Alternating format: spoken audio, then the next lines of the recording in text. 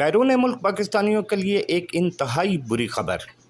बैरून मुल्क मुकीम ऐसे पाकिस्तानी जिन्होंने वहां असylum ले रखा है यह इसके लिए दरख्वास्त दे रखी है इनके पाकिस्तानी पासपोर्ट की तजदीद नहीं की जाएगी।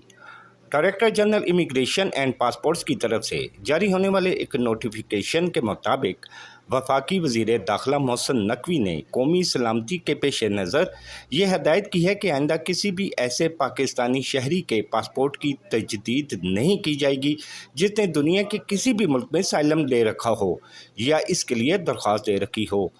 वफाकी वजारत दाखिला के इस फैसले की क्या कानूनी हैसियत है, इसके लिए डेली मीडिया टीवी ने नामवर कानूनदान अजहर सदीक से रब्ता किया तो उन्होंने इस नोटिफिकेशन को सरासर गैर कानूनी करार दे दिया और कहा कि वजारत दाखिला को ऐसा कोई इख्तियार नहीं कि वो बैरून मुल्क मुकीम किसी भी पाकिस्तानी जिसने सियासी पनाह ले रखी हो या इसके लिए दरख्वास्त दे रखी हो इसके पासपोर्ट को तजदीद ना करे। उन्होंने कहा कि मैं इस फैसले को अदालत में चैलेंज कर रहा हूं और उम्मीद है कि अदालत कानून के मुताबिक फ़ैसला देगी।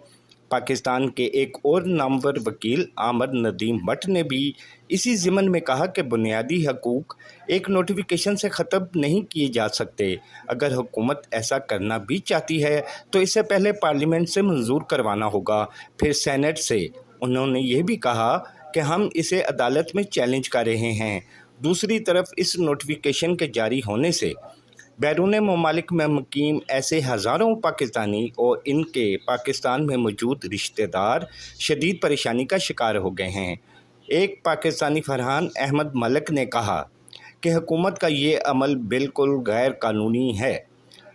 उन्होंने वफाकी वज़ीर दाखिला से अपील की कि वो इस नोटिफिकेशन को कैंसिल करें। पाकिस्तान के एक और मशहूर समाजी रहनुमा जाहिद हुसैन ने कहा कि हुकूमत पहले से मौजूद कवानीन पर अमल दरामद कराने और पहले पाकिस्तानी अवाम को उनके बुनियादी हकूक़ मुहैया करे, फिर बैरून मुल्क पाकिस्तानियों से मुतल्लिक़ कुछ करे। Shahzad Hasan Mirza, daily media TV, Islamabad.